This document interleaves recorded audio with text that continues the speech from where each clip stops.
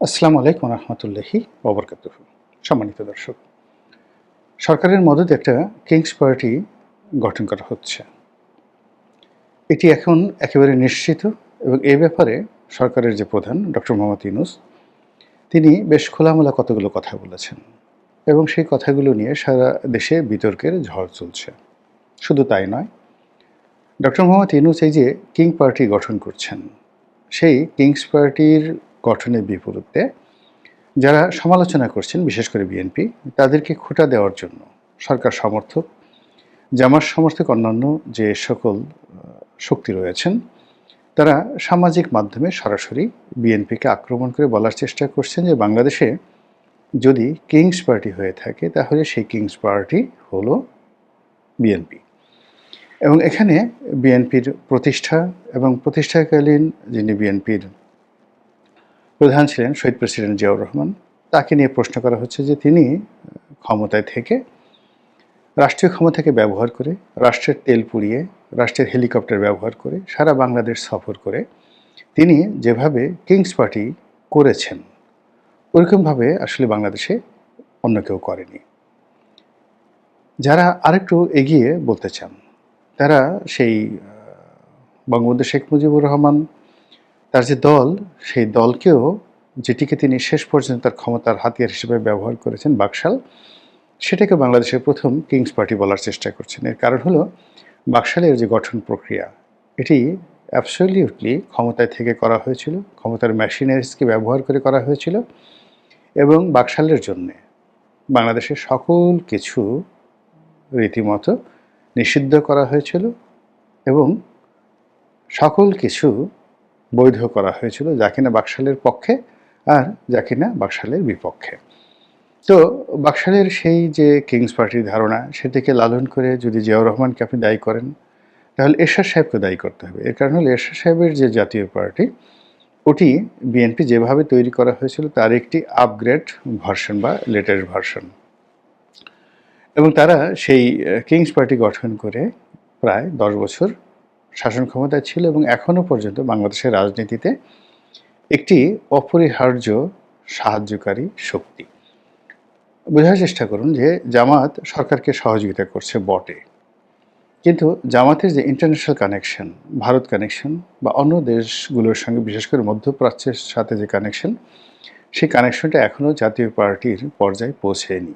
দ্বিতীয়ত, জামাতের আমিরের যে পদটি, এটি মূলত তাদের একটা আধ্যাত্মিক পদ।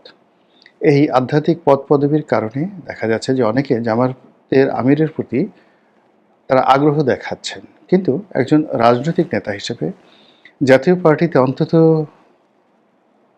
100 নেতা রয়েছেন, যে 100 নেতা রাজনৈতিক প্রজ্ঞা, রাজনৈতিক ক্যারিয়ার, শিক্ষা দীক্ষা, বয়স, সব দিক থেকে জামাতের আমিরের চেয়ে সব দিক থেকে এগিয়ে রয়েছেন।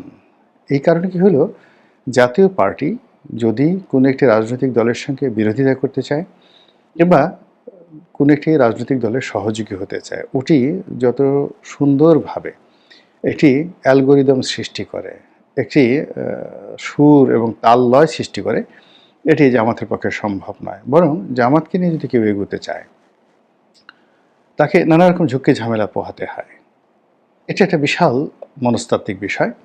শুধুমাত্র যে আমাদের মহান মুক্তিযুদ্ধে জামাতের বিরোধিতা কিংবা মুক্তিযুদ্ধের সময়টিতে জামাতের সরাসরি যে সকল কর্মকাণ্ড, সেই সকল কর্মকাণ্ড নিয়ে সারা বাংলাদেশে যে সকল গল্প রয়েছে, মিথ রয়েছে, বাস্তবতা রয়েছে, নিষ্ঠুরতা রয়েছে, নির্মমতা রয়েছে, এগুলো আসলে কিয়ামত পর্যন্ত কাটিয়ে ওঠা সম্ভব নয়। দ্বিতীয়ত, জামাতের যারা নেতাকর্মী রয়েছেন তাদের মধ্যে এক ধরনের মনস্তাত্ত্বিক অবস্থায় বিরাজ করে।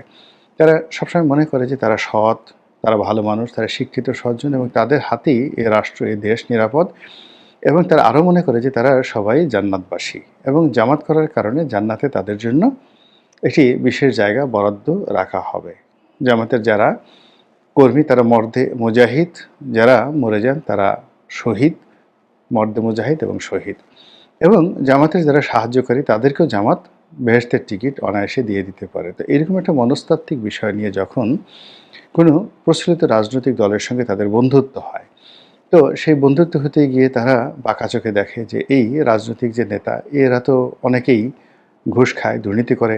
অনেকের ব্যক্তিগত জীবনের যে যৌনতা রয়েছে, বিয়ে শাদী রয়েছে, সন্তান সন্ততি রয়েছে, এগুলো নিয়ে তাদের যথেষ্ট আপত্তি আছে এবং অনেকের ছেলেমেয়ে মানুষ হয় না ইত্যাদি নানা বিষয়গুলো নিয়ে তারা সবসময় একটা মনস্তাত্ত্বিক সুপিরিয়র কমপ্লেক্সে ভোগে। আর তাদের যারা আশেপাশে রয়েছেন তাদের সবাইকে তারা অনুগ্রহভাজন বা আরেকটু যদি নেতিবাচক অর্থে চিন্তা করেন, মনে করেন যে লোকটা জাহান্নামে চলে যাচ্ছে, এখন একে কি করে জাহান্নাম থেকে রক্ষা করা যায়। এজন্য বন্ধুত্ব হওয়ার পরই তারা তাকে যাকে বলা হয় আদর যত্ন সোহাগ ভালোবাসা, যেভাবে ময়ূর তার পেখম দুলিয়ে কাউকে আকৃষ্ট করতে চান, তেমনি জামাত তাদের যে মতাদর্শ সেটি সে যেই হোক না কেন সবাইকে সেই মতাদর্শে তারা দীক্ষিত করার জন্য মনের মধ্যে এক ধরনের আকাঙ্ক্ষা পোষণ করে।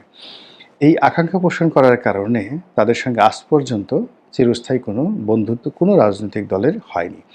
অর্থাৎ রাজনৈতিক দলগুলোর মধ্যে যে পারস্পরিক শ্রদ্ধাবোধ বা একটা মাইন্ড সেট আপ থাকে, সেই মাইন্ড সেট আপ থেকে বের হয়ে গিয়ে জামাত কখনোই অন্য রাজনৈতিক দলগুলোকে তারা সেই রাজনৈতিক দলের মতাদর্শ অনুযায়ী মূল্যায়ন করেনি। তারা চেষ্টা করেছে কৌশলগত কারণে অনেকের সাথে তারা বন্ধুত্ব করবে বটে, কিন্তু দিনান্তে তারা দেখা যাচ্ছে যে তাদের নীতি এবং আদর্শ দ্বারা ওই যে গতানুগতিক রাজনৈতিক দল, সেই রাজনৈতিক দলগুলোকে ফিরিয়ে এনে তারা কি করবে, এখানে নিজেদের দলে অন্তর্ভুক্ত করবে।